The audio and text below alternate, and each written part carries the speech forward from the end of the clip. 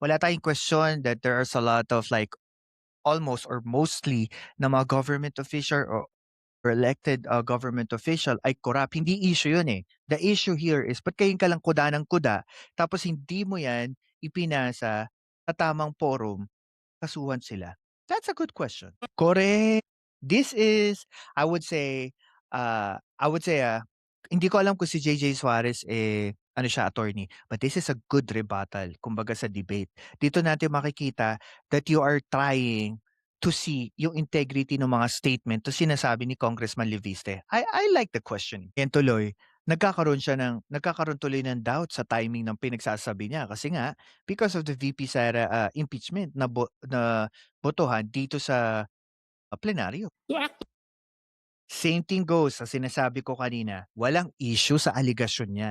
The problem is, bakit nandito lang sa plenaryo ka salita? Eh, 'di ba nga yung sa flood control project, parang halos halos everyday may pino-post ka sa Facebook account mo ta's every week nagpapa-press con ka. Katakot-takot ang pinagsasabi mo. Tapos hindi mo man naisip na isama na rin, 'di ba, knowing that Guardiola is connected with flood control project, 'di mo sila isinama last year para magreklamo ka, 'di ba, sa kamara para magkaroon ng investigation.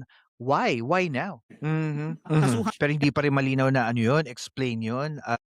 I feel na sinabi mo 'yan just an excuse kasi napipinahan ka na sa question ng credibility mo. I'm sorry, siguro may mga listeners tayo na nanonood na maaaring, sabihin na natin mga supporters ni Congressman, Leviste, pero para sa'kin kasi yung judgment ko kasi ang judgment ko sa'yo was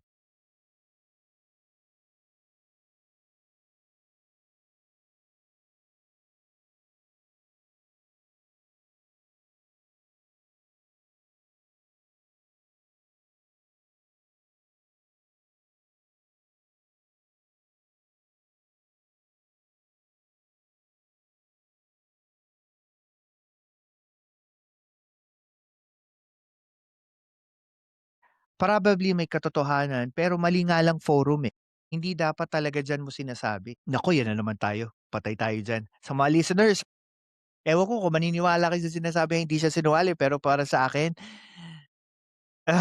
hindi ko pa marami pa akong mga passionate word na puwedeng sabihin sa kanya, sa mga pinagsasabi niyang 'yan. Pero akala ko ba hindi ikaw ang laman nitong statement ito akala ko ba is about kay, Guardiola at saka sa mga rekto. Bakit parang naghuhugas kamay ka na sa statement? I don't know. I just feel like when politicians will say like, "Malinis hindi kami korap." Ay naku, parang minsan iniisip ko parang gano'n sila. Sasalita ka ng mga words na lahat tayo na andito. I feel like it's a little bit like extreme. Na paano mo patutunayan yung for instance, Congressman, Janice Digamo, yung namatayan, ng asawa, sa Negros Occidental, may vote buying din? Yun ba sinasabi mo? So yun ang allege mo? Yung mga mangundadato sa Mindanao, ibig sabihin ganun din, may vote buying din? Sige nga. Yun nga ang problema, dahil nagsisimula ka magsalita ng mga mabibigat na statement sa iba't ibang tao, ginawa mo nagbukas ka ng napakalaking Pandora's box. Idinawit mo na lahat ng kongresista, tapos bigla kang pepreno sa gitna ng statement mo na hindi naman lahat ang pinag-uusapan natin dito. Pinag-uusapan natin yung Batangas, kaso nga ikaw daldal ka ng daldal, hindi mo kinokontrol yung bunganga mo kung sino lang ang dapat mong pag-usapan, 'di ba? Nagsalita ka pa, kung sino lahat dito ang ganito, ganyan. May alam kayo about sa vote buying, o di dinilahat mo na. Ang galing ng question. Ako, si Densable TV 2.0 at ito ang Pilkas kung saan ang katotohanan ay walang takot na sinasabi. Like, share, and subscribe na